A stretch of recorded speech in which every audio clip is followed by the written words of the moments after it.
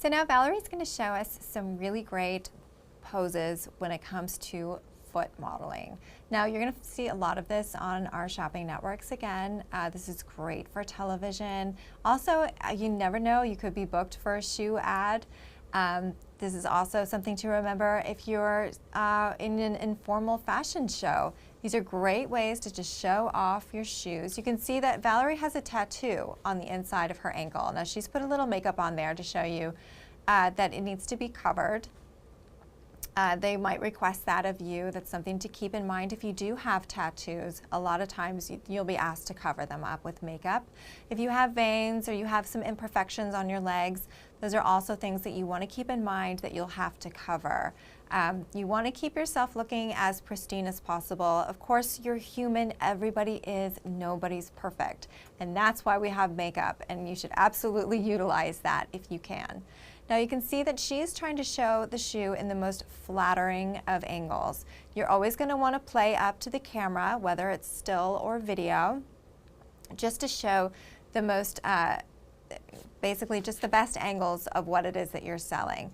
So for shoes, generally it's going to be the outside of the shoe. So it's going to be the outside of her leg, outside of her foot there, as you can see.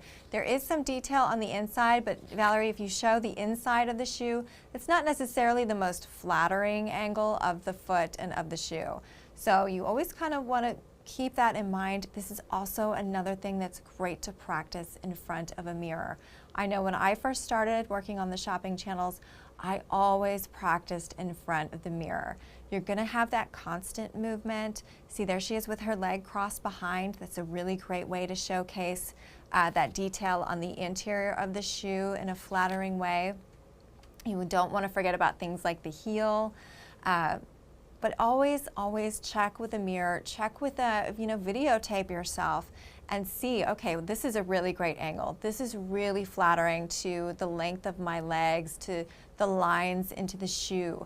These are things that you really want to remember.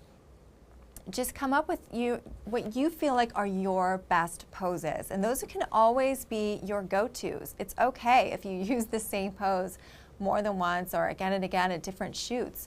If those are your signatures, if those are things that you know work every time, then absolutely you should totally utilize that. That's so important for you to know what works for you and how you're going to get the shot, because ultimately at the end of the day, that's what it's about. Getting the shot, making that product look its absolute best, because once again, we're hired to sell a product. That's what models are.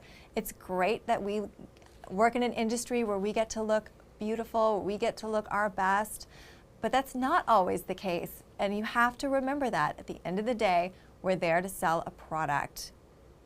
So when you're modeling things like shoes, you're not always going to be able to wear your size. And that's something you have to keep in mind. Sometimes your shoes are going to be too small, and sometimes they're going to be too big. And these are things that you really want to keep in mind, how to still make it look its best, and so that way you can do your job.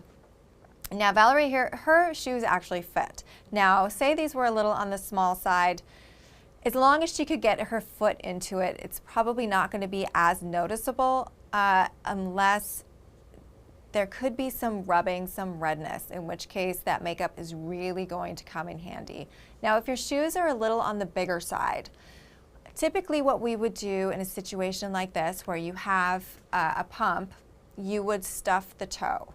That way your heel is pushed up against the back of the shoe and it's less obvious. Because if your toes are at the front of the shoe and you have a gap in your heel, then the viewers looking at home or those who are at the fashion show, you're not going to be able to walk in that shoe, and we are going to be able to see that. We will see that gap, and we're not going to want to buy that shoe because we think, my goodness, well, maybe the shoes don't fit.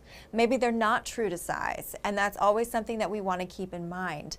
It has to look like it fits. It has to look flattering. Even if it's not the right size for you, people at home that are watching you on television, say, are not going to know that. We're just going to think, my goodness, that shoe doesn't fit right. Why would I want to order that shoe? Not keeping in mind that maybe it just isn't the right size for that model. So we always want to keep in mind that things have to look like they fit you perfectly. And it's your job, and hopefully with the help of your stylist, who is the one backstage getting you ready, will help you make sure that that product, that shoe, that dress looks its absolute best on you.